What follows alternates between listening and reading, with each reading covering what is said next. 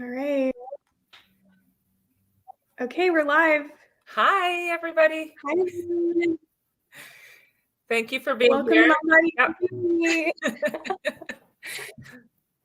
We have a special episode today with me and Jessica. And for those of you that don't know who we are, we'll introduce ourselves. And today we're talking about why trying harder doesn't help you heal, which me and Jessica have experienced personally, trying to heal ourselves and from working with people privately and working with people in the Embracing Health group. We see a lot of common things about why people aren't healing. And one of the main things that we've seen is because people are trying really hard to heal. And we're going to talk about today why that doesn't work. But yeah, maybe let's just start by introducing ourselves. Jessica, do you want to share? Go. So my name's Jessica Sullivan, and I've been doing this work for many, many years now, working with Kim. But I first came to Dr. Kim as a client, going through my own struggles with chronic illness, chronic Lyme disease, chronic fatigue, severe anxiety, depression, you name it. I've probably experienced it, a whole array of symptoms. And when I found Dr. Kim, I was stuck. I was really stuck in trying to heal myself and trying to get better and doing all of the things and being on that hamster wheel, and it just wasn't working. So when I found Dr. Kim and started to relearn how to be in my body and how to let healing come in, it shifted and changed everything for me. And I began healing and fully healed, and then started working with Dr. Kim. And then for the past 2 years, Alisha and I have also been coaching and doing private sessions as mentors and working in the Embracing Health program, which we'll talk a little bit more about that as we go into the call. But yeah, in a nutshell, that's how I arrived here. Yeah, I call you a walking miracle because doctors said that you weren't going to heal, or like they could only get you like 70% better, and yet you're totally healed. So you are a walking miracle, and miracles are normal, and you show that to people, which I really love. Oh, thank you, Alisha. Yeah. So I have like a similar journey as Jessica.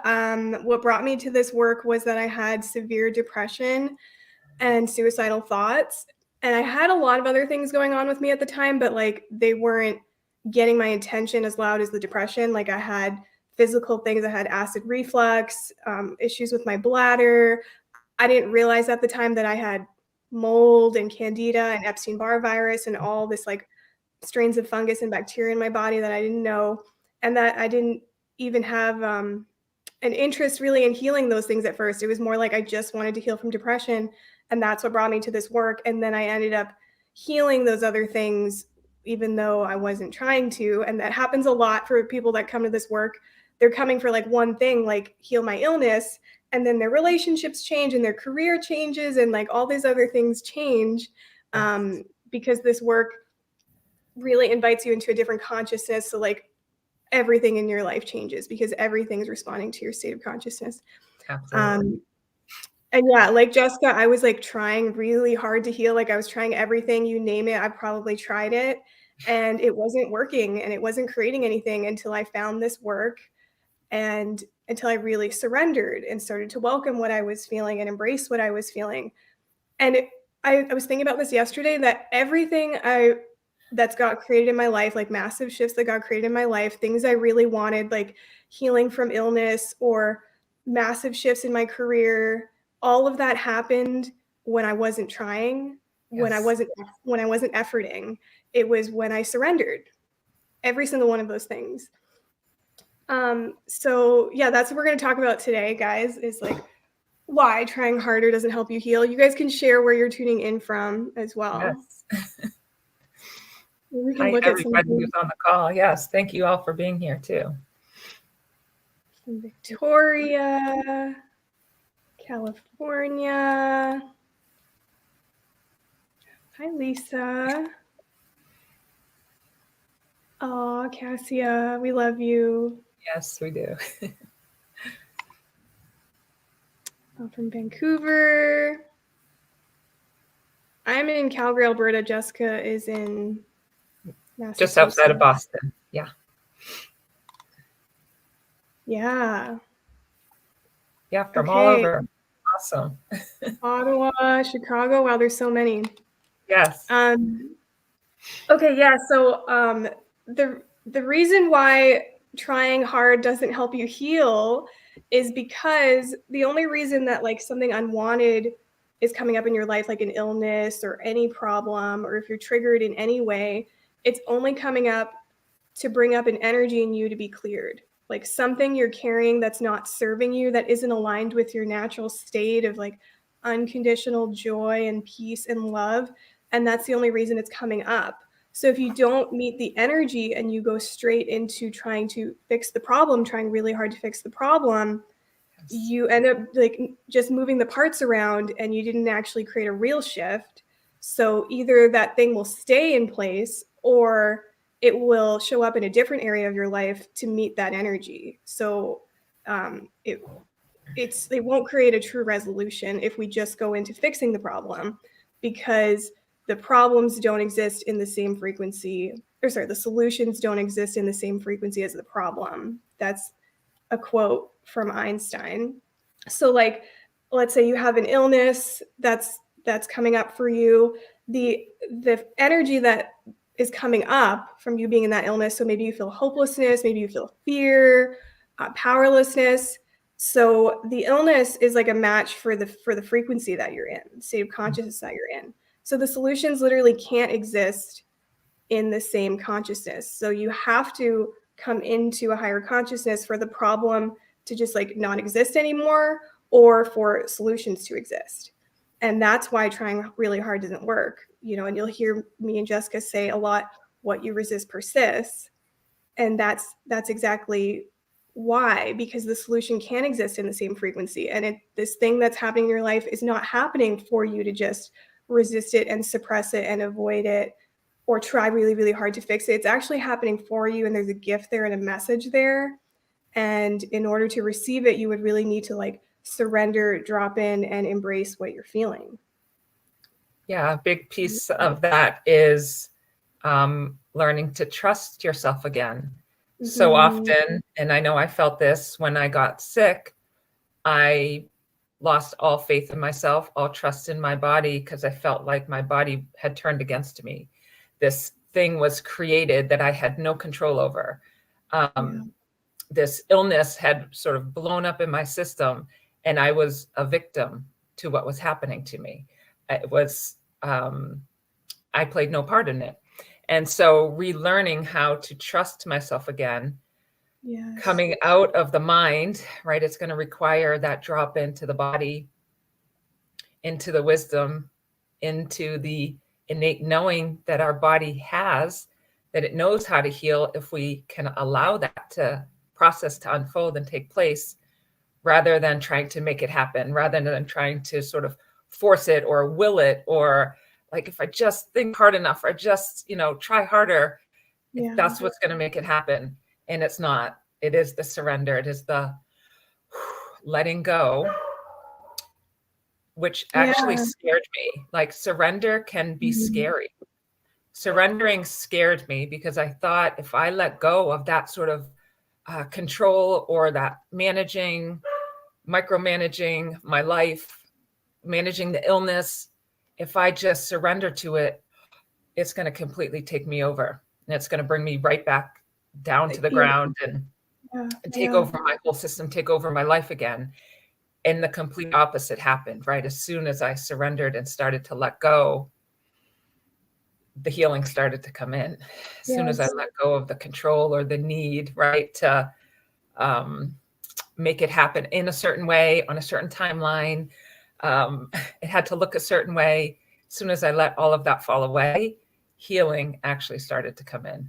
It just opened more space to allow that to unfold, to allow that to show up, where the control, the fear, the anxiety, right, keeps us in contraction, and the space isn't available for that to come in. Yeah, exactly. And Lori was asking, how do you come into a higher consciousness? Because that's what happened for you. That's what created a real shift for you, was coming into a higher consciousness.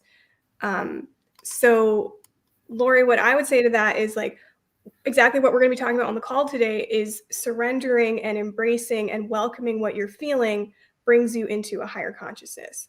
And Kim's instant elevation tool is great for helping you do that. But Jessica and I are going to talk more today about what's kind of keeping you in the consciousness that you're in, and how to for each scenario that we see really common, what we would say for each one of those scenarios. So maybe let's get into that, unless you have something you want to say to Lori. Yeah, so surrender, or how do we come into a higher consciousness? Mm-hmm. We are allow ourselves to be exactly where we are without being resistant to what is here. And so often when something shows up, we can go straight into fear or into like, I got to get out of this. I have to make this symptom go away. And then I'll be okay. Or if I could just get myself out of whatever this is here, then I'll be okay. Okay. How can I choose to be okay with what is here? So it is not a problem to solve or something to fix or something to get out of. It's actually something I need to let come in more. Something I need to lean into more. That is the invitation, right, to the higher consciousness, to surrender. How am I, what is my perception of what is here? If my perception is like, this is wrong, this shouldn't be here, I need to fix this, I need to change this, I need to get out of this. And we can just shift just that 2%. Okay, what is actually here for me in this experience, in these sensations in my body? How can I meet them more fully? How can I allow them to be here with me with love and compassion, right? Because that's what the body is actually asking for. That will bring you into a higher consciousness. It's not so hard. I know it feels like this is a really hard thing to do, or how do I even do that? Where do I even begin? Yeah. Just begin with the breath of like, okay, what is here? I love what is here. I'm going to allow what is here to show up and be here with me for as long as it needs to be here with me, right? If we can just do that just for a moment, just for a few breaths, it'll start to calm your system and bring you into that higher consciousness. Yeah, and that answers this question about what does surrendering look like. That's what it looks like, is like getting out of resistance even 2% more, dropping into your body, bringing awareness to what you're feeling, and breathing more fully while you're bringing awareness to what you're feeling. So essentially it means like instead of avoiding, suppressing, distracting, trying really hard, you actually drop in and allow yourself to have your experience and love the one who is feeling what they're feeling. And I just have a little, like, when you say, I don't feel safe in my body, or I don't trust my body, can we reframe it to, I'm getting better at finding alignment in my body, right? Or I'm going to allow myself to surrender 2% more, right? So when we kind of catch ourselves in the, oh, I don't feel safe, I can't trust myself, I can't trust my wisdom, or I'm still up in my mind, which is, healing is never going to come from there. It's always going to come from when we drop into our body, into our heart space, to allow what is there to show up and be there with love and compassion. Always, always, always. Yes.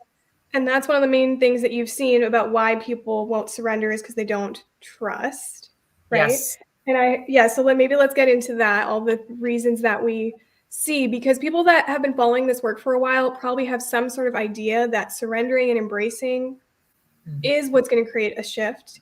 But there could still be reasons why they're not doing it.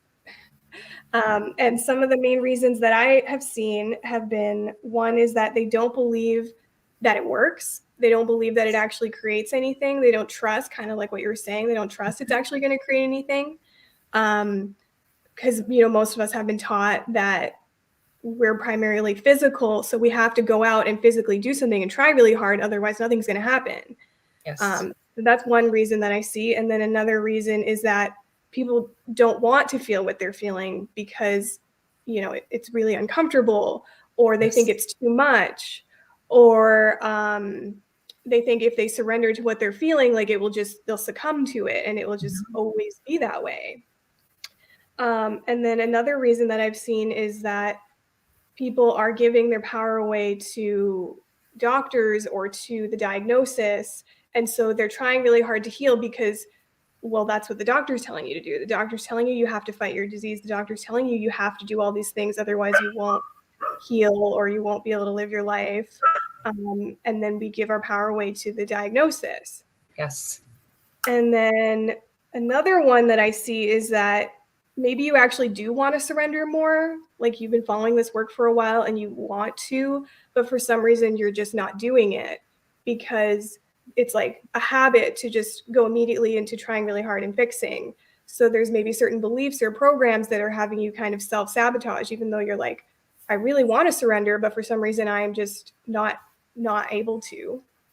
And then another reason I see, but I don't feel like it really would resonate to anyone on this call, is that it would be really disturbing to like the way you see reality and your foundation of how you see life, to see it totally differently, to start to see life, start to realize your power and that you're creating everything in your life and that you're not just a physical being, that you're actually a primarily vibrational being and you're creating everything in your life.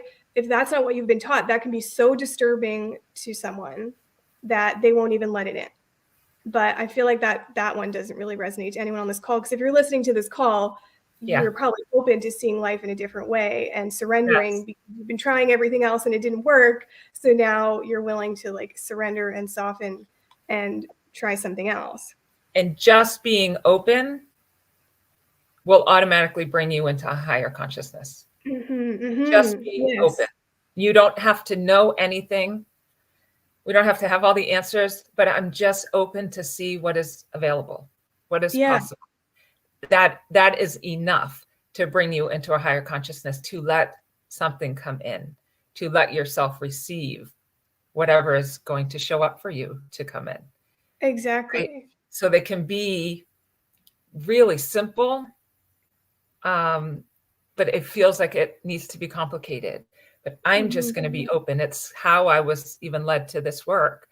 I was really open to see what else was possible. I did the whole medical route for years and years and years, and that's all I knew. But the minute I opened to, well, let me just see what else is out there, a whole bunch of things started coming in, and some felt like they resonated and others didn't. So I could let that fall away. But we can get really playful. Let me just see what else is out there. Let me kind of play in that world a little bit and you'll start to see that things will start to show up for you. Yeah. The same thing happened to me. I found this work only because I had actually opened and softened and surrendered a little bit. Otherwise, I couldn't let this in sooner than that, because I was in the trying really hard to fix energy. And it was only when I actually released trying, where there was a little bit of an opening and surrender, that I found this work, and then I healed. Because there was a shift in consciousness there. The same thing that happened with you. But yeah, so for the first one, for people that resonate with like you don't really believe it works or really creates anything, or you don't think it works, or you don't totally trust that if you stopped trying so hard that you'd actually be taken care of. For people in that boat, there's a few things I would say. I would say pay attention to what got created by you doing it this way, by you trying really hard. Has it created true peace in your life or true joy? Like if you really tune in, has it created a full resolution? Did it create true peace to keep doing it that way? And once you really start to pay attention that it hasn't, you won't want to then go and double down on something that you think isn't working. You'd be a little bit more willing to open and try something else and soften and surrender. And once you start to do that, you find your point of willingness that will have you be willing to at least like try it 2%, soften. You'll start to actually see what gets created when you do, and then you'll start to trust it more. And at first it might seem like these things are just coincidences and like you don't actually think it was your power that created any shift. But nothing is a coincidence. So if you really start to pay attention to every single time that you dropped in and you welcomed what you were feeling, and then you felt differently, even if it's just within your body or something changed outside of you, that you created that. and that you actually have that much power within you. And then you'll be more willing to make that your go-to thing every time you're triggered is I'm going to welcome what I'm feeling because I know it actually creates what I'm asking for. And when I distract and suppress or try really hard to fix, it doesn't truly create what I'm asking for. Yes. Yeah, so Kim talked about this on MindBody TV a couple of weeks ago when she was talking about sensuality and stuff, where she said, you haven't seen how life shows up when you're in your softness and openness and receptivity.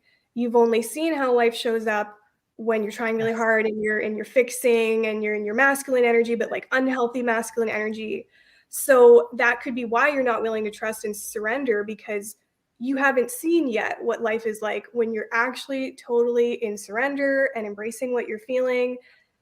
And I don't know about you, Jessica, but for me, it's been a gradual thing. Like when I first started with this work, I didn't trust fully. I didn't even understand it. I didn't believe it at all. Yes. But the more I started to see what got created when I would welcome what I was feeling and my problems would go away and I would heal, it's like now I trust it more fully. So now it's like every day I trust it more fully. Every day I'm more willing to feel what I'm feeling than the day before. Yes, you gain more confidence. Yeah. Because I too didn't even really know what it meant. When I first came to the work, it was more, I'm just here to understand. And then when I started to really put the things into practice and started to see the shifts happening and life showing up very differently, it was, oh, wow, there is something to this. Oh, wow, there is power in what I can actually create. Having been in victim for so long, right? This thing showed up and there's nothing I can do about it. I can't control how I feel every day. I can't control my symptoms. What if I don't need to control any of it, but just allow them to continue to show up and stay as long as they need to stay, but welcome them, right? Having the more willingness to be present with them, to allow them to be here. And that started to create, yes, more healing. And the more healing that came in, it was like, oh, I'm on board. I want more of this. And so more expansion is created. And then more, yes, I'm even more willing now to be with this because I know that's going to move it out. So anytime something then started to show up, it was, yes, I'm on board. Yes, I want to feel this. Yes, I want to feel this even more fully, even if it's hard and scary and messy, right? It doesn't necessarily, it's not like all floaty and and sprinkles. It's like this can be heavy and feel hard, but I'm willing to be in it because I know that's what's going to move it out. Yeah. And then the more we welcome our fear around it, like, because as soon as you stop trying so hard, you'll feel your fear more fully, most likely, or whatever you're feeling more fully. And so then once you start to welcome that and those energies start to dissolve, then you start to trust even more fully because only the fear is having you not trust and say it's not okay to let go or surrender. So when the fear is not there anymore, we would all have the same knowing and the same truth because truth can't be threatened. So we would all know that we're taken care of and supported when those fears aren't there anymore. So the more you welcome your fear, the more you do this work, you're going to trust more fully, and be more willing to surrender. But I think something that you said that is so important to share is like, we didn't need to understand it. When you and I first started with this work, we didn't understand it. We didn't believe or know that it created anything or that it worked. And we didn't even need to move through all of our energies to see massive shifts in our life. Like just 2% started creating shifts in our life. Like you and I are still moving through densities even now, but yet you were still able to heal from Lyme disease. I was still able to heal from depression and acid reflux. I was able to have a massive shift in my career, and I didn't have to welcome all of my fear or all of my hopelessness or everything in order to see massive shifts in my life, right? You too, right? Yes, just a little bit at a time, as much as you can in that moment. It doesn't have to be like, I'm going to let everything come up all at once and I'm overwhelmed now and it's too much, so I'm going to shut down. It's like, okay, I'm just going to be more willing. There's some fear and anxiety showing up today. I'm going to be more willing to sit with that. Or I'm waking up not feeling well, I'm going to let that be okay. It doesn't have to look different or be different. I'm going to let myself just be in whatever it is that is there. Yes. It just takes the fight out, right? When we're fighting to get better, it takes that fight out. And it's like, I can just breathe and be with whatever is here in whatever way that looks like. Yeah, and that really ties into that second reason that I said where most people won't surrender is because they don't want to feel what they're feeling because it feels like too much. Yeah. So for people in that boat, and I've been in that boat so many times where I'm like, this feels like too much for me to handle. So I'm going to kind of avoid it right now because I don't think I can handle it. Yeah. So people in that boat, I would say it's never true that something is too much for you to handle because it wouldn't be coming up unless you had everything you needed right now to move through it. So Yes. only what you do have enough love and light to move through right now, that's all that's going to come up right now. So maybe not all of your fear is going to come up right now, just a layer of it is going to come up right now because you have everything you need to move through that layer. And then once you've cultivated more love and light, maybe later another layer will come up. So it's Yes. never actually true. It wouldn't be coming up if it was truly too much for you to handle and if you didn't have what you needed. So that's what I would say to someone in that boat. And I would also say to find a point of willingness to welcome what you're feeling, even when it feels like, oh my God, I don't want to feel what I'm feeling. Find a point of willingness. So for me, sometimes that's just, it actually feels more peaceful to welcome what I'm feeling rather than resist it. It feels more peaceful to be in flow with life than in rejection of what I'm experiencing. It feels more peaceful to be in partnership with life than to reject life. Like if you're Yes. truly sensing and aware in your body, even when you're distracting and avoiding or trying really hard to fix something, the energy is actually still kind of there and it doesn't feel like true peace. And the second you're like not distracted or the second you're like not trying to fix the problem, that energy is still there. You don't feel peace. Yes. So that's usually my point of willingness is I'm like, it's not actually truly peaceful to do it this way and try really hard and distract and avoid. So that has me more willing to actually drop in and feel what I'm feeling. Yes. And sometimes my point of willingness is just that I know that all my heart's desires are on the other side of this thing. Like it wouldn't be coming up unless it was trying to clear something for me and make space for something else that I'm really asking for. So sometimes that is the reason why I'm willing to feel it, even when it feels like too much and I don't want to feel it.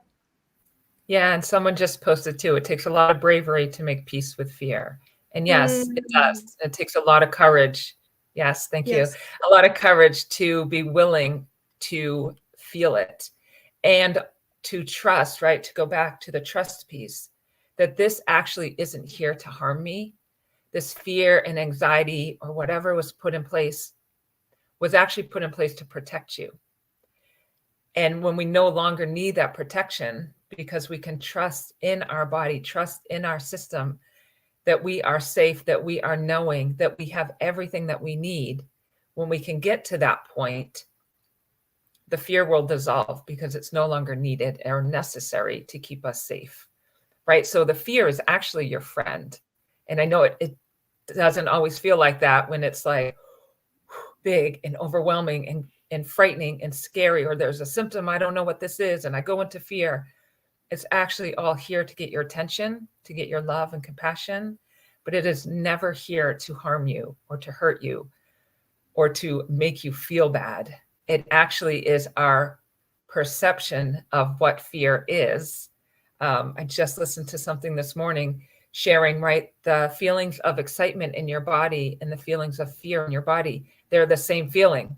They're Yeah. the same sensation, but we make one of them good and we make one of them bad, right? It's good to be excited and my heart's racing and I'm jittery and I'm like really excited about something, but I can have that same sensation and label it as fear and label it as bad. And then it's like, oh, I don't want to feel that.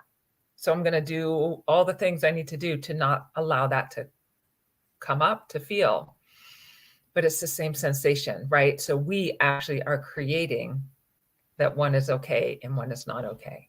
So if we shift our perception and that it's okay to feel whatever sensation is in our body, regardless of what it is, we put the label on the emotion, right? The emotion is there. And then we label it as good or bad, or happy or joy, or fear or sadness, whatever the emotion is, we put a name on it.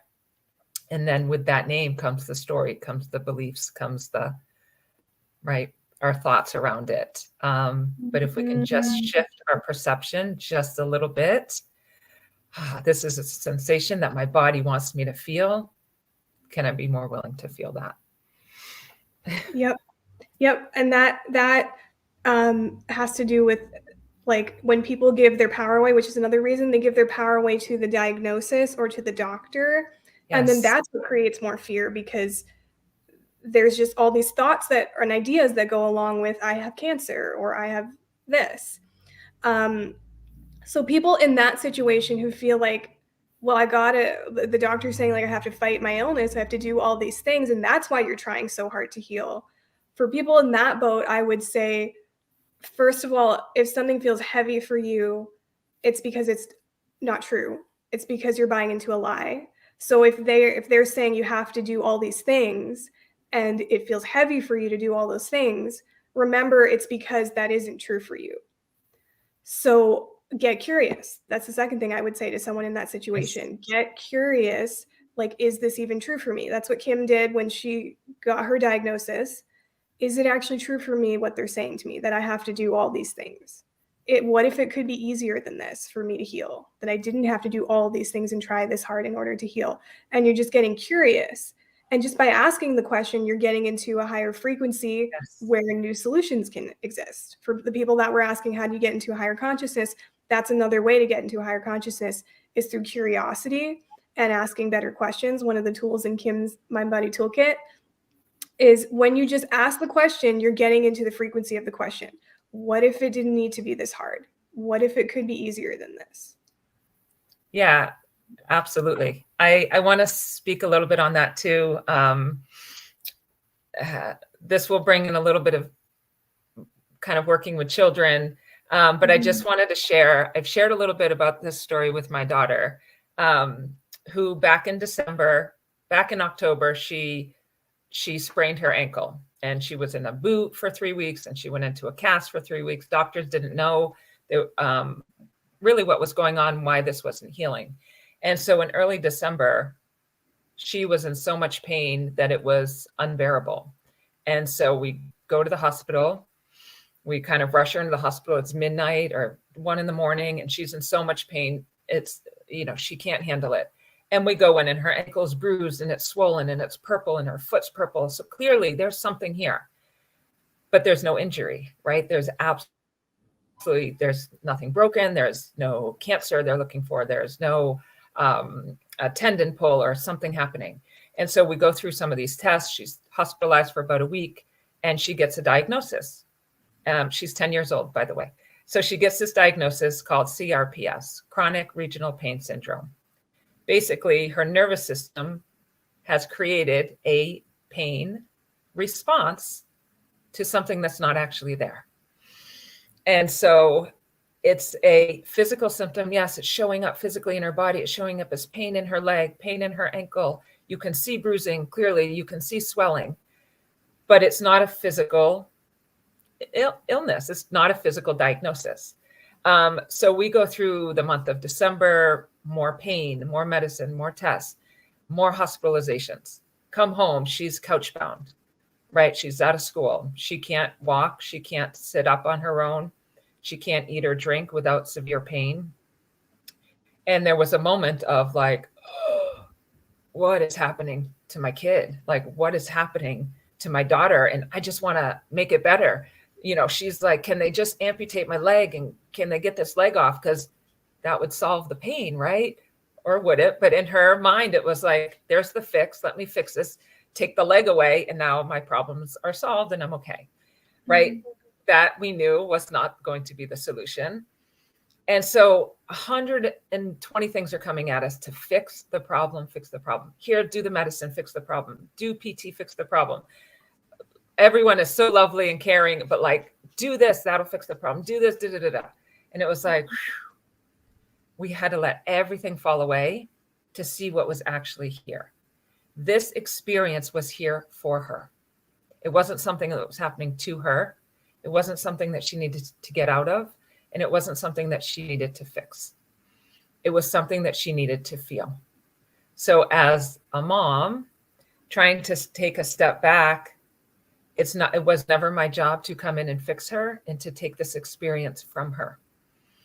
Even though there was fear showing up for her, severe, severe fear. She thought she was dying. She thought she had cancer. She thought all kinds of things because there was so much fear that the pain was showing her that she was holding, right? So the pain had to show up to show her that this fear is here. What if I let the fear be here? And what if I let her have this experience? Holding in my truth and my knowing, of course she can heal. Anyone can heal. Of course that's possible. I'm going to live in the possibility, right? Even though the doctors are saying it could take years. It could take, right? And then I'm invited into chat groups and they're like, I've had it for 25 years. I've had 4 surgeries. And immediately in 1 second, it was, no, I'm not even, no. I actually wanted to take all of them and bring them over here. So I'm like, no, they're so, they've bought into it so hard, right? They've bought into the story and they bought into the diagnosis and what it has to look like. And so I kind of took a step back and said, you can have this experience. It can take as long as it needs to take. There is no urgency. You do not have to heal by a certain time. You do not need to walk again by a certain time. If it takes years, great. I'm going to be here to support you and nurture you and love you. And it can take as long as it needs to take. And maybe February, she was more ready. I'm ready to try to go upstairs. And let me tell you, my husband on one side, me on the other, and we're pulling her on her back on a blanket up a flight of stairs to get upstairs. It was like, what are we doing? We're pulling her on her blanket to get to the restroom because she can't walk. She can't get in the wheelchair. She can't move. And she just went back to school last week. She's back full time. She joined her volleyball team. She is playing in her first game on Friday. She is 100% fully healed 4 months after her diagnosis. Yeah. And completely thriving. And back to her, 10-year-old little self running around being a kid. But this experience, it's emotional to see her back having healed so quickly. But once she was ready to let something else come in, it started going and moving so fast where her doctors are like, we want to kind of study you because we've never seen anyone heal this fast. We want to kind of see, like, what did you do that this is happening so quickly? And it's because she had the space that there was just no urgency. She had the space to heal on her own timeline. She had the space to heal and let it look exactly how it looked. And we had no idea what the solution was going to be. We didn't know what was going to come in and resource her, but we were open. Whatever is going to come in and resource her. And interestingly enough, she didn't need many of the things that we thought she was going to need. We thought it was going to look a certain way. So you don't have to know. And to be comfortable in the unknown, that's that trust piece, right? That's the, I know she can heal. I know that's possible. So I'm just going to trust that. And I'm going to be in that space. And I don't need to figure this out. I don't need to know what it's supposed to look like or going to look like. I'm just going to trust that she will get there when she gets there. And whatever she's feeling in that moment is what she's meant to be feeling in that moment. But it just shows the miracle of life of like what is possible. So even if you're diagnosed with something or doctors have told you the outcome or doctors have told you what it might look like for you, it doesn't have to. You actually get to choose what your healing looks like. You get to choose what you allow to come in to resource you and nurture you and support you. And if it means, she laid on a couch for 2 months and that's what it needed to look like. It was never like, you got to get up and do this and push yourself and try harder. And if you just did a little bit more, you would get there. It was like, no, none of that. Just be on the couch, be in fear, be in pain, whatever is showing up, just be there. And that's it. You don't have to be anywhere else but where you are in that moment. And that's what creates so much to shift in your body. And then the wisdom is allowed to show up and her body starts connecting oh, I am okay. Oh, I am safe. Oh, I can do Yeah. a little bit more. I can bring in something a little bit more. I can maybe try to sit up again, or right. And the more you do, the more that just keeps coming in, and possibilities are endless. Outcomes are endless. Yeah, it's Yeah. magical. And there's so many important things in what you just said. Like when you and her released urgency, Yes. that's what created a big shift for you guys and helped this heal so fast. Yes. Um, because what a lot of people are doing is they're going into urgency and trying to fix the problems in their life. But Yes. all that does, if you make a choice from fear, it means you didn't dissolve the fear, which means the fear is still there and the fear is still creating the illness. So even if like the doctor is telling you should do this thing and then you go and do it out of fear, and then you do the thing and then you feel less fear temporarily because you did what they said and you took an action and you did something. Yeah. Well, all that happened is you suppressed your fear. The fear didn't move, so there can't be a true resolution.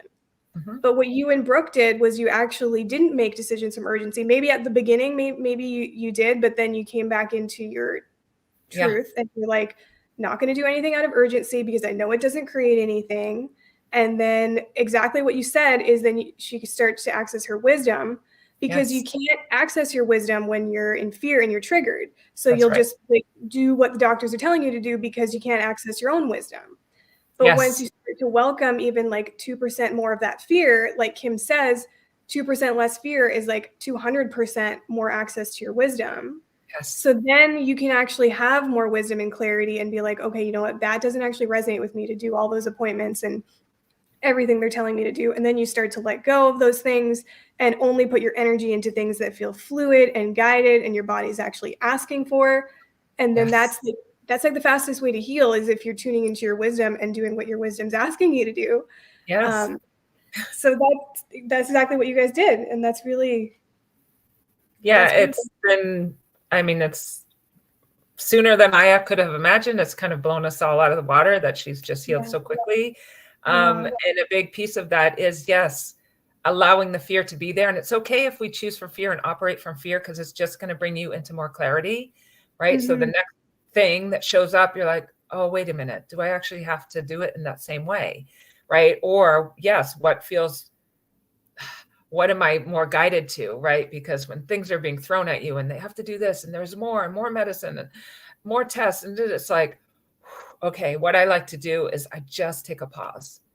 Let me just pause and breathe when I'm sensing that I'm in that fear, in that like survival mode, or like, I just got to go, go, go, go, go. It's like, wait a minute, let me pause and breathe and let me see what's here.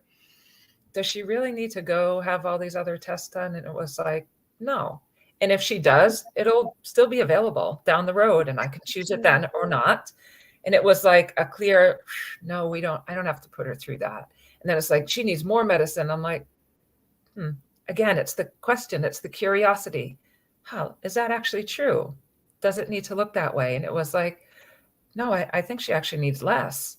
So, okay, we're going to do less here, right?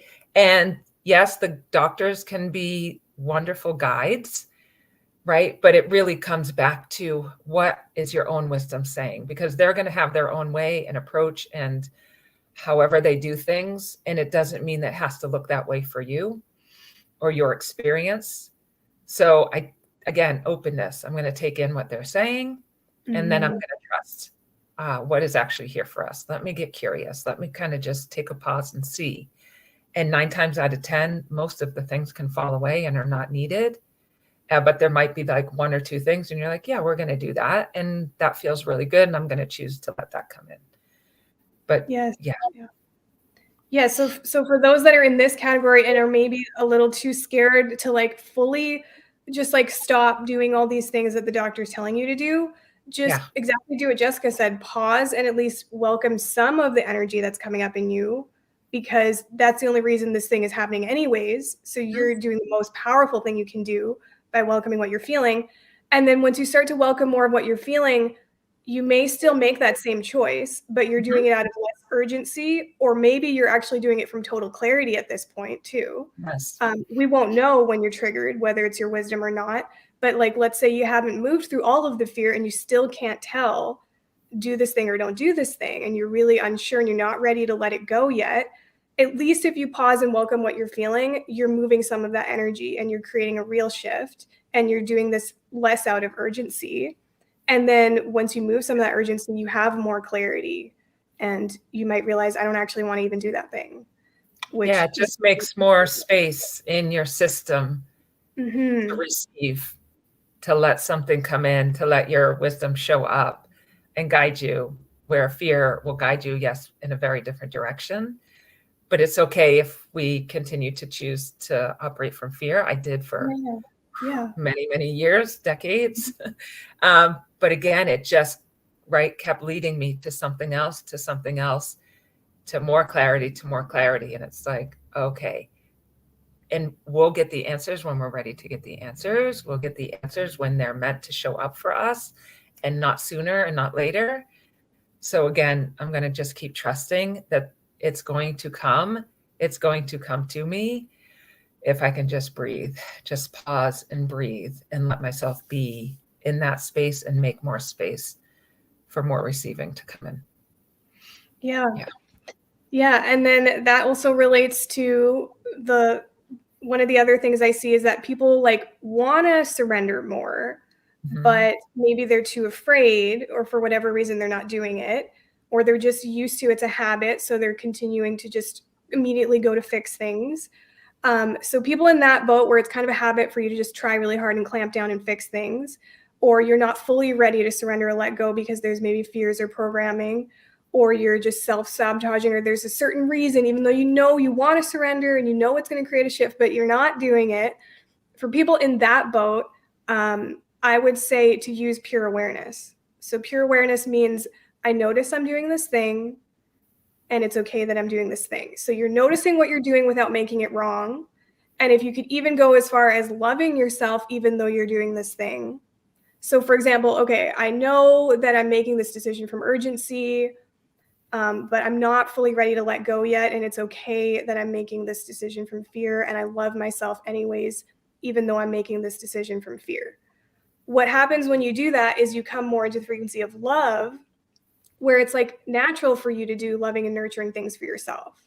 So you'll start to like immediately your go-to would be, I love the one who's in fear, because now you're more in the frequency of love. It's just more natural for you to do it. Whereas if you're making yourself wrong for it, oh, there I go, making all these decisions from fear. I'm still not ready to surrender or let go. And if you're making yourself wrong for it, then you're actually in the frequency of shame, where now you keep doing those things. And it's like effort. It takes effort for you to like do something differently. So pure awareness is what I'd say to anyone who's in that boat. And Kim has like a really great video on that on her YouTube channel that she called How to Easily Break a Bad Habit, where she talks about why that works so well, why awareness is the medicine, why it's totally okay if you're not fully ready to surrender yet. Just be like, I noticed that I'm doing this thing, and it's okay that I'm doing this thing. Yeah. And she also talks about that in the MindBody TV episode that was called The Inner Game of Healing, which she did right after she talked to Tim Galloway, the author of The Inner Game of Tennis and The Inner Game of Golf and all those books. After she met with him, she did that MindBody TV episode. And it was about the same thing. It was about pure awareness, where he talks about this self-one, self-two concept. Self-one is like the small self who's trying really hard to fix it because it thinks it knows better, and it doesn't truly trust that they'll be taken care of if they let go. That's self-one. And then self-two is like your innate intelligence and wisdom, and the part of you that already knows what to do, the part of you that can access those ideas. And what he said to get people to surrender from self-one to self-two was, he said, pure awareness. Because like when you give self-one something to focus on, the mind something to focus on, like just noticing this thing, like he would say, notice the seams on the ball. But for like you guys, it would just be, okay, I notice I'm doing this thing. I'm making this decision from fear and urgency, and it's okay that I'm doing it. You're getting self-one out of the way. It's like you're giving self-one a job to do so that self-two can then come in and take over. That's a really great episode for people who haven't seen it. It's called The Inner Game of Healing. It's a really good episode. Yes. Yeah. Yeah. I had, it's going to seem like a silly story, but the other day, it was earlier this week or the end of last week. Anyway, I have these diamond earrings that I wear every day, and they are my stepmother's, who she passed away last May. And she wore them every day. So now I wear them every day. And so they have a lot of meaning. And I went into the bathroom the other day and I looked and I only had one in. And I went, oh my God, I lost it. Like, I don't know where it fell out. And so I'm like, okay, retracing my steps. Where did I go? Did I leave my room? Did I go? Okay, I went down the hall. So I'm retracing my steps. I'm trying to find it. I see the backing on the floor and I'm like, okay, it must be near the backing if the backing's there. So I'm like on the floor, I'm like under the bed, I'm looking under everything, I'm pulling out clothes. I'm like, maybe I accidentally fell in the trash can. I'm going to have to go through it. And again, it was like the fear, overwhelm of like franticness. I have to find this. I have to find this. And then I was like, Jessica, stop, breathe, pause, and just say, you know what? What if I don't have to do it this way? What if I don't have to look in this way? What if I can just allow the earring to show up and I don't have to look for it at all? And so I stopped and I just put that out there. And it was that expansiveness, right? That curiosity question, the more spacious space to be in. What if I just allow it to show up and come to me? And so later in the day, my daughters came home from school and I'm like, I can't find this earring. Do you guys want to look for it? And within 2 minutes, my daughter leaned down in like a laundry basket full of clean clothes underneath a package. And she's like, here it is. And I'm like, I don't know how you found it. It's okay. I don't need to know. It showed up. I didn't have to be the one to do it. But by choosing the space of, I'm going to get myself out of the franticness. I'm going to get myself out of the fear and get myself out of like, oh, I have to find this thing or whatever. My world's going to fall apart today. It was, I'm going to let it go. I'm going to let it find me, right? I'm going to let it come to me. Life is showing up for me. And it did. And it was like, yes, of course I knew that was going to be solved, that problem, that whatever. Yeah. Because I made space for it to show up in that way. And it's the same for healing. Can I make space for healing to show up, for healing to come through me? I don't have to work so hard to find it and going to get it and going to make it happen. Can I actually just breathe and allow it to come in? Yeah, absolutely. Yeah. And you got curious. Like, for people listening, no matter how, quote, big or small the problem seems in your life, we use these same tools for all of it. For everything. Like, it's not just for healing, right? It's for life. I think too, coming into this work, it's like, I have this illness and I want to heal it. I have this thing and I want to get rid of it. I want to get the cure to the diagnosis. And it's becomes so much bigger than that. It's what brought me here. I had the same, like, I have this illness. Here's the thing that's going to fix it and make it better. But it's applying this to, like you shared in the beginning, relationships and can be applied to money, and it can be applied to everything you're actually desiring in life, including health, peace, joy, abundance, whatever it is that we're seeking. Right. And as simple as an earring, it's the same concept. It's the same willingness to allow everything. Like, even if it seems like a small problem, that small problem is bringing up an energy in you, urgency, fear, something to be cleared. And if we meet it in these like more subtle areas of our life, instead of just thinking, oh, it's a small problem, just go and fix and spend all my time searching for the earring. No, if you actually pause and welcome some of that fear and urgency, now it doesn't need to turn into this big thing like an illness for you to meet that energy, because you met it in this like smaller area. So no problem is too small. I use these tools in like every single area of my life. Like in dance practice the other day, we were doing stunts because we had this competition coming up, and I was really, really scared. I can't say what the stunt is because it has to be confidential, but like I essentially, to get out of the stunt, I was really scary. I could hit my head on the ground if someone didn't catch me. So I wasn't willing to do it. I was too scared and I kept saying, no, I'm not doing it, guys. And then the whole team came around, like 20 people, and was like, Alisha, it's okay. We've got you. You can fall. We've got you. You can trust. It's okay. And so I was like a little bit more willing now, but I was still really, really scared.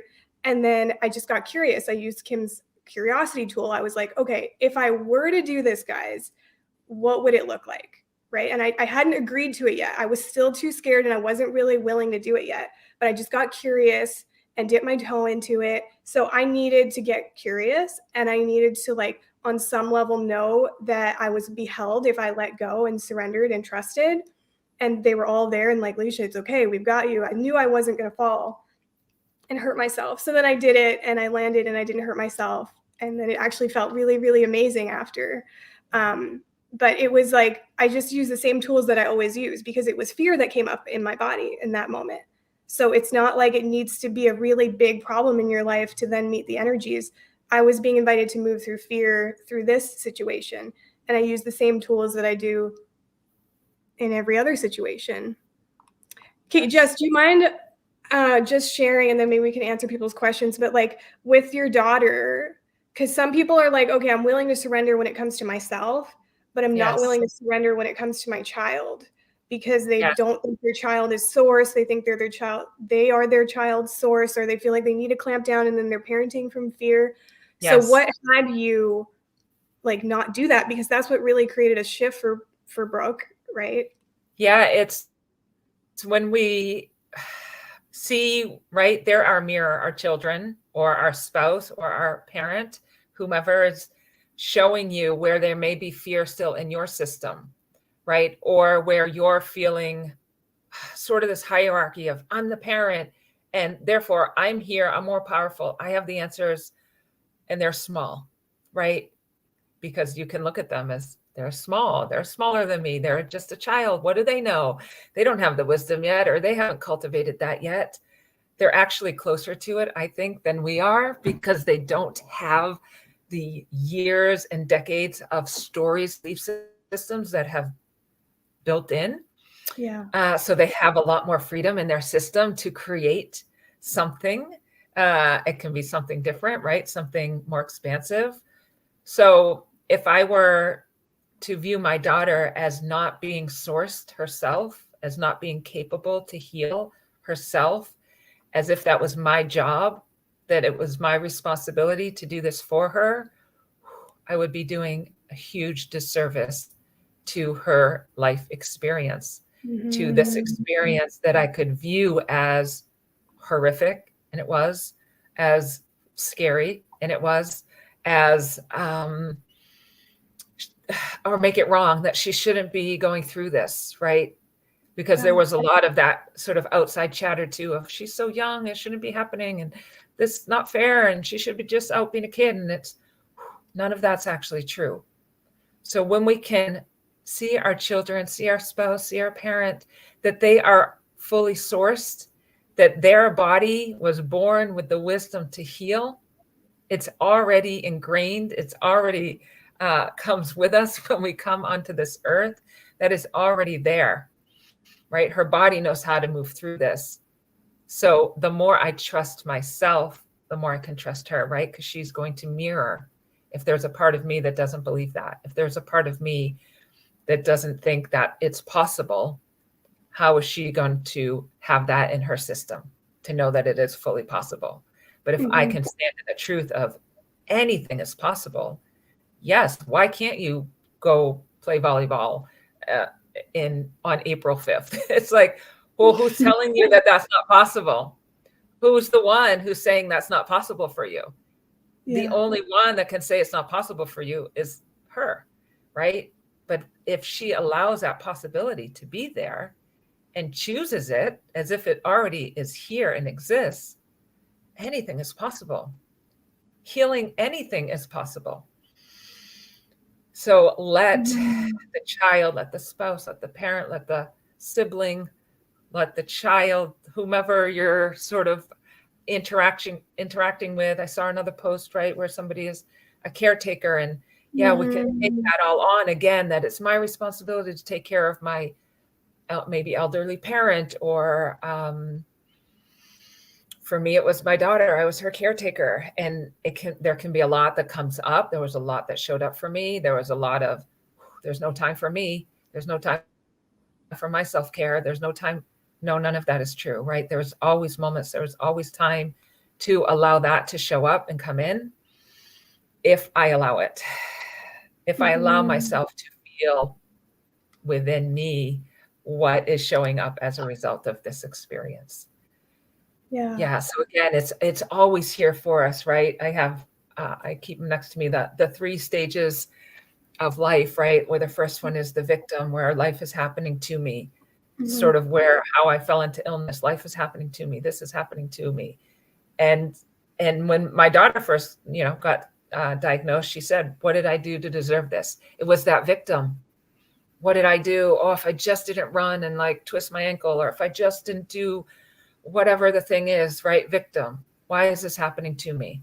And then we go into another post, right? What does trying look like? When we go into life is happening by me, I need to make it happen. I need to heal myself. I need to like do the thing. I need to exercise more to like lose weight, or I need to eat better to get to this result, or whatever the thing is that's showing up for you, right? Yeah. That's the control. That's the fear. That's the micromanaging. And I lived in that space for a long time, and it was okay. I was like getting by. I was still doing life, but I wasn't doing life, and there was no peace. There was so much fear. And then when we can sort of shift into, right, the 3rd stage of life is happening for me, everything that is showing up for you. So this experience with my daughter is showing up not only for her, but it's showing up for me too. Where am I holding? I am her source. I am her power. Maybe there's still a piece of that here of like, I need to take this from her. Okay, let me see what that is, right? Everything is showing up for me and for her. So this experience needs to be experienced by both of us, by whatever other family member is, or the caretaker. That experience of taking care of that loved one is showing up for you too. And it might be bringing up victim of, oh, well, nobody else is going to do it, so I have to do it. Or I don't have a choice, right? They're my parent. I need to take care of them. Or I don't have a choice. This is my daughter. I have no choice but to take care of her. And it was like, no, I actually get to take care of her.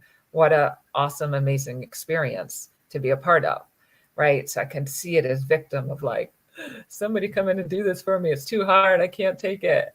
And there were days where it was really hard and I couldn't take it. And that's when it's like, okay, well, who can come in and like, then I'm going to go take a shower and like, or go for a walk or whatever the thing may be. But every experience, everything that you're going through is actually here for you. Yeah. So it's a trust and remembering and knowing that, yes, even if it's hard and messy and scary, it is still here for you. And it's going to bring you, I mean, what's on the other side of that is just nothing short of amazing. Yeah, that's beautiful.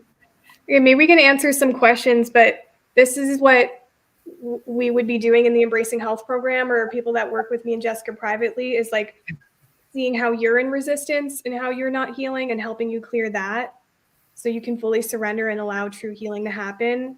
And so that you can access your wisdom and know what your body's actually needing and asking for. So that's what we would do in the Embracing Health program, where you work with Kim, me, and Jessica live for a whole year. That starts in June. Enrollment opens in May, but you can go to the page right now and join the wait list, or just look at the page and see if it resonates with you. That's at drkimd.com/health. And then for those that want to work with me or Jessica privately, Jessica and I both went through the Embracing Health program before we started working for Kim. And it's so powerful. Yes, life changed everything for me. Yeah. And those that want to work with us privately, I put the link there, drkimd.com/mentors. But yeah, maybe we can answer a few questions. Do you have time, Jess? Yeah, I have time. Yeah. Okay. I think we touched on some of them, so we can kind of go through. We touched on some of them. There was this one about how do you do that? How do you surrender and still like manage your condition? And what I would say to that is, you're not meant to manage your condition. Yes. it still is the most powerful thing you can do to surrender, because the only reason you have diabetes is to bring up those energies. So if you truly want a resolution where you don't have to manage your way through the rest of your life, the most powerful thing you can do is surrender. And again, if you're not fully willing to let go of managing all your food and doing all this kind of stuff, just don't try to not do it from urgency, right? So if you take a pause before you go and like check all the ingredients or whatever you need to do, pause and take a few deep breaths before you go and take that action, and you're already surrendering and meeting the energy. And that's going to serve you more than making the choice from urgency and managing. Yeah, we're not meant to manage our lives, right? We're meant to live our lives, whatever that looks like for that day, right? We might have an idea, or it's meant to look and be this way, but it's meant to be exactly as it is. So can I just be more willing to be with what is here, that this is life, right? This is, I wake up and I take a breath in the morning, even if all of this other stuff is showing up. Yeah, but I'm waking up and taking a breath, right? I am here. I am a part of this life.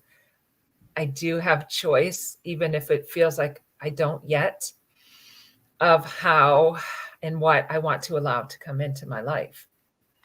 Right. Yeah. So, And yeah, I was just going to say a big piece too with my daughter, right? It's like, yes, we can manage this illness, we can manage this thing.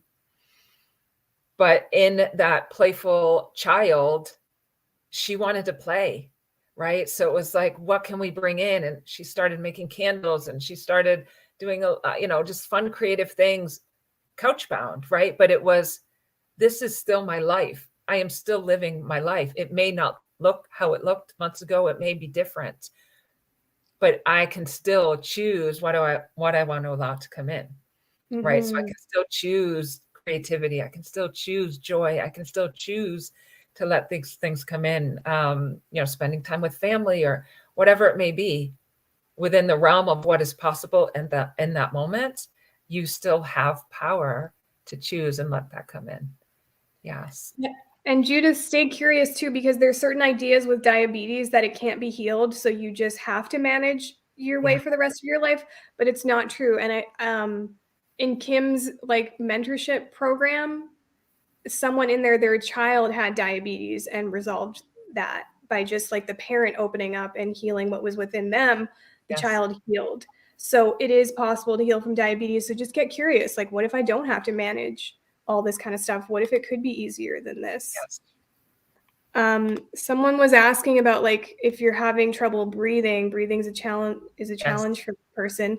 So I would say that your body doesn't know the difference between the real and the imagined. So if you imagine the breath coming all the way down to your belly and like a red balloon inflating and deflating as if you're breathing more fully all the way down to your belly instead of in your chest, which is fight or flight, like that will start to create that your body can't tell the difference. Yeah. And allow the breath to come in whatever way it can. Yeah. When I first, prior to this work, but I really struggled with breath, and I, for a long time, could not take a deep breath. And so I joined a yoga practice, and I'm going to learn how to breathe. And it didn't change, right? I did the 6-month yoga course and I still couldn't take a deep breath. And there was so much tension in my body. There was so much fear, unknown, because this was pre sort of all my diagnosis and symptoms. I was in fear, and I didn't even have awareness that breath wasn't allowed to come in, right? So allow it to come in whatever way it can. It doesn't have to be like a full, deep, embodied breath. If it's just a short, more shallow breath, it's okay. You can start with that. Yeah. And Kim, you could also use tapping right now because tapping is a way to release energy and move energy without breath, although breath really accelerates EFT tapping if you're breathing while you're tapping, but like maybe you could just start with tapping right now. Yeah. Paul is saying, what if trust feels like giving up, falling into mediocrity? So Paula, when I quote surrendered, it felt like I was giving up. Like I had tried everything to heal and it wasn't working. And I actually quote like gave up. I was like, nothing works, so I'm done. But what actually happened in that moment was I released trying so hard. So I came into a different frequency and a different consciousness when I quote gave up. there was an opening there that allowed Kim's work to come into my life. And then I healed from depression like instantly. So there's nothing wrong with giving up. It doesn't mean you're not going to do anything or be mediocre. It actually means when you soften and surrender more, you're more connected to your wisdom, you're less in resistance, and you can access different solutions. So that's what I would say. What are you actually giving up? Right? Yeah. What is it Fighting. that I'm giving up? I'm giving up fighting. Yeah. Fighting is something that wasn't serving you in the first place. Yeah. If you really pay attention. Yeah. Yeah. What's this one? Let's say your consciousness hasn't shifted yet and you have a chronic lung disease where there is structural damage to your lungs and get frequent lung infections. You get fevers. Okay, I would like to have clarity over when to take antibiotics or not. I've learned to feel that if I take antibiotics, I'm doing myself a disservice and won't get real healing, or I will be kept back. Okay, so I know, Jess, you can definitely speak to this because you went through the antibiotics thing. Yeah. I was on antibiotics off and on for over 5 years. But there's a piece where there's a wrongness, right? It's wrong if I take an antibiotic, which it isn't, right? So it is, yes, finding the clarity of what is going to be right for you. For me, that's what was told to me. That's all I knew. And so that's what I chose, right? And I was off and on them I had chronic ear infections and chronic strep throat for an entire year prior to my diagnosis. So it was, you go on antibiotics. I would go off them for a week and they would come back. I'd go back on them. And what ended up actually happening for me is after I relapsed, I went back on antibiotics for about 8 months. But the first month, I didn't know that they weren't really serving me anymore. And the second month, I didn't know that they weren't really serving me anymore. And the third month and the fourth. And it took me to month 8 to have the clarity to say, it's actually not serving me anymore to do it this way, right? So it's okay that I didn't have that clarity in month 1. It's okay that I didn't have that clarity in month 2 or 3 or 4. It's okay that it came in month 8. And then the clarity came in of, this actually isn't, I'm not feeling better. It's not serving me. It's not really doing anything for me.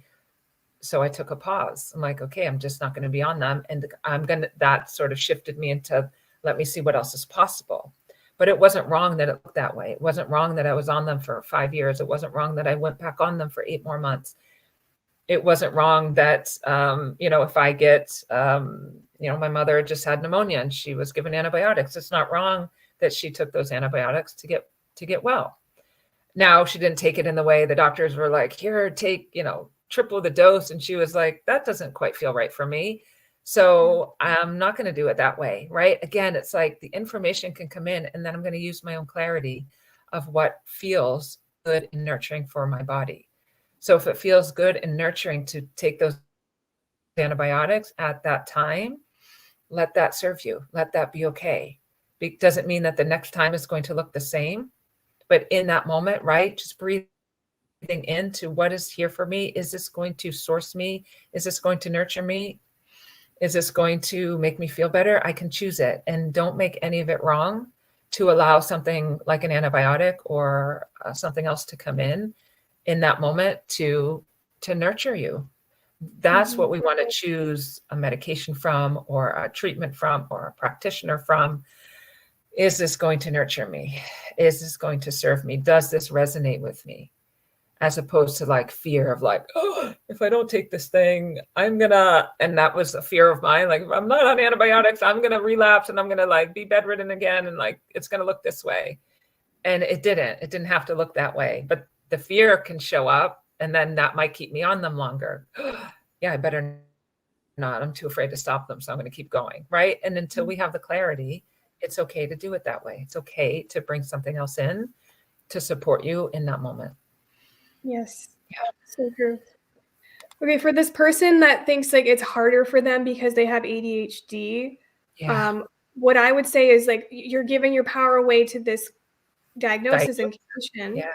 So I would get curious, like, does it actually need to be hard for me because I have ADHD? What if I could still access this and access total joy and peace and all of my heart's desires, even though I have ADHD? Like, just getting curious so that you're not giving your power away is what I would say. Yeah, absolutely. And then Paula was saying, like, what if you feel dependent on someone else?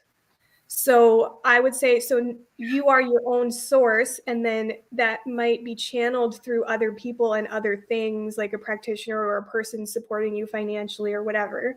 But you are your own source. So your frequency is what creates how sourced you are. So if you still make the most important thing you do is to welcome what you're feeling, to change your frequency, you'll see how sourced you are. You'll see how much life takes care of you. It's like that reel that Kim posted the other day. You haven't seen how life shows up yet when you're in your softness, openness, receptivity, and in your feminine energy. That's when you see how sourced you actually are and how taken care of you actually are. So even if this person went away or died or whatever, you would still be sourced in like another way, you know? Yeah, I can share a story on this. We might be here for a while, guys. So, hope no one's doing anything this afternoon. But I'll make it quick. But when I was in my illness, I was completely dependent on other people because I couldn't function for myself, right? I couldn't do a lot of these things for myself. And so I became completely dependent on two people, my mother, who I moved back home with at 30 years old, and my aunt, her sister, who was like my second mother and lived in the home. And these were my two sources of safety. As long as they were here, I was safe, or so I thought. And so what ended up happening is I was terrified to be alone. I was terrified to be by myself because I didn't trust myself and I didn't feel safe in my own body. So I felt like the moment I was alone, something was going to happen. Something bad was going to happen, or I'm not going to know what to do. I'm not going to know how to take care of myself. And so this was maybe like 10 years ago, not really that long ago. My aunt, they would take shifts. My aunt would come in the morning and my mother would come in the afternoon, so I wouldn't have to be alone. And my aunt had a stroke.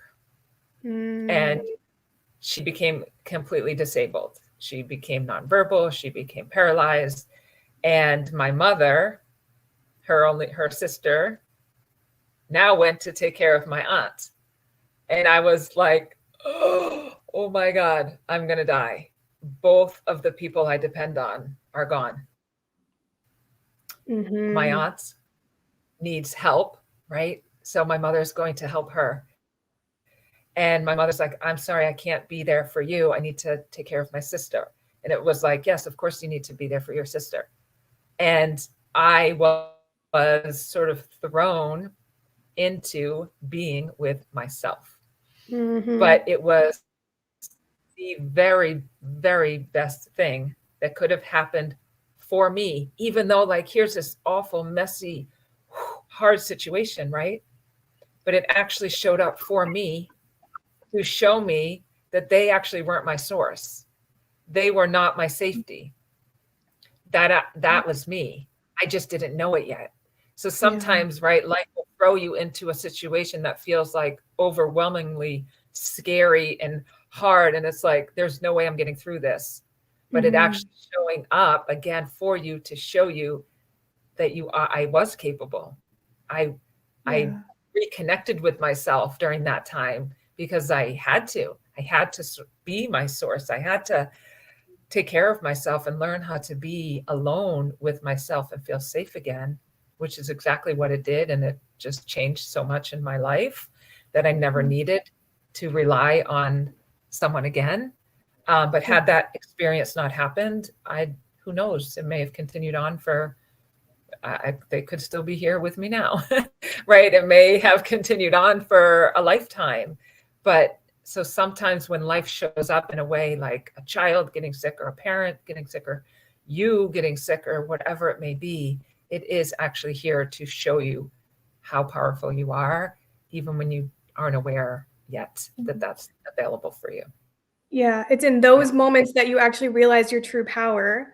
Like I remember I used to like count down the days till my next session with Kim because I still kind of thought she was my source. Yes. And then I ended up having a really scary, stressful situation that happened like in between our sessions because we only had one session a month, right? And it was so scary. Like I even thought like the cops were going to have to get involved. Like I felt completely powerless. I thought there's nothing I can do. And so I just welcomed my fear and powerlessness because I literally thought there was nothing I could do. And then the problem went away. Something I thought like there is no solution, nothing can be done. So it's in those moments that you actually realize your power and how sourced you are. Yes. Yeah. And then this person's asking, can you be in curiosity when you're in fight, flight, and freeze? Yes, but I would say if you're in fight, flight, and freeze, I would actually use the instant elevation tool first, and then I would use the curiosity tool, right? Like you can like just take a few, it can take as little as 3 breaths to get out of fight or flight. Sometimes you need more than that, but I would say do that first, and then you can get curious. But yes, you can still be in curiosity when you're in fight, flight, freeze. Absolutely. Yeah. Yeah, just you can even ask, like, what is the fear here to show me? Right? That's sort of a way to get curious. Yeah. A more expansive curiosity question. Why is this fear showing up? What is it here to show me? Because there's always going to be a message, even if we don't know what it is yet. Yeah. Ingrid's asking, how can I shift the need to get a diagnosis? Yeah. So you don't technically have to do that, right? Like with Kim, it was once she got her diagnosis, then she realized, oh, this is so not true for me. But if you can just love the one who feels like she needs this, even though she doesn't need it, and if it was truly serving you to get the diagnosis, you will get the diagnosis. If it's not serving you, you maybe won't get the diagnosis. And I would just pause and feel the fear that comes up if you don't get the diagnosis, because you feel like you need it so that then you feel maybe less fear. Maybe that's why you feel like you need it. So if you welcome more of the fear, you won't feel like you need it. Yeah, and there's an idea that I think sometimes comes with the diagnosis, comes the solution, or comes the answer, or comes the fix, the cure, the whatever. And it's not necessarily true that it happens that way. Yeah, that's very true. That's very true. It might just be that that solution feels really heavy for you. And sometimes that's the path someone needs to go down before that's what Kim had to do before she was really ready to open to something different. Okay, there's this one. I've noticed this part of myself that feels very sad and scared. I could totally speak to this. Because I felt that same way, and I didn't actually need to move through all of my fears in order for something new to get created. I have 2 stories about that, actually. When I first found Kim's work, I didn't understand anything about what I was doing at all. And I just started doing the instant elevation tool while I was in this job that I hated. Like it was like a really dark energy to this job that I was in. Like there was harassment and bullying, and I was told I couldn't ask questions. I couldn't ask for help. I was being treated like really bad, but I was in the same frequency as that job. And so I just started doing the instant elevation tool for like a week. Even just while I was working, I was just breathing into my body. And then after a week, they literally pulled me out of that job. I was working in the field and then moved me to the office to a different role without me even needing to ask. And I didn't understand why at the time, but it's because just by doing the instant elevation tool, like a little bit and moving some energy, I was no longer in the same frequency as that job, which was in a really low frequency. So obviously my whole life had to rearrange itself because I had just come into a different consciousness. Yes. And then that happened again when like my career totally shifted. It was when I welcomed like so much fear that I wouldn't be taken care of, so much doubt that there was like nothing that I was meant to do and nothing that I was good at. I had to keep sitting with that for like a while. Like it took me like a long time, like maybe 6 months or something of continuing to meet that fear and doubt until I finally got to this point where I was like, I know I'm taken care of. It's okay if I quit my job. Like I know I'm totally taken care of, and I know that if I'm in my joy, I receive effortlessly and abundantly. And I didn't know what was next, but I was ready to quit my job. Yeah. And I knew that something was about to shift in that moment because my frequency was different. I wasn't scared anymore. And I had even told Kim a week before everything shifted, like, I told her, I think everything's about to change, because I could feel like my frequency was different. So I knew everything was about to change. And then I ended up getting laid off and not even needing to quit. And then they gave me a package. And then within 2 days, like this whole stuff got created where Kim's like, oh, you want to mentor the community? And all I had to do was say yes. Like it was so effortless for me. So that's what I would say to that person. Welcome your fears and your doubts.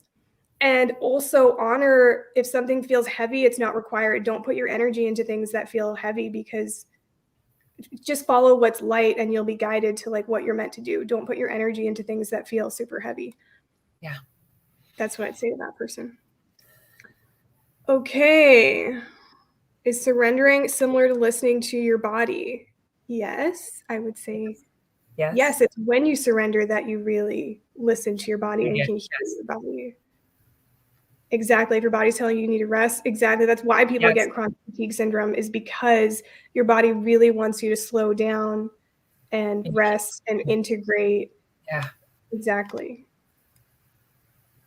Okay. I feel like that's pretty much all the questions. For people that want more assistance, this is what we do in the Embracing Health program. It's a year-long program where you get to work with me, Jessica, and Kim live for a whole year. And you can also work with me and Jessica privately at drkimd.com/mentors. And for people that want to learn more about the Embracing Health program that starts in June, you can go to drkimd.com/health. And Kim will be back for MindBody TV next week. Every Wednesday at 11 a.m. she'll be live for MindBody TV. This was just a special episode with me and Jess.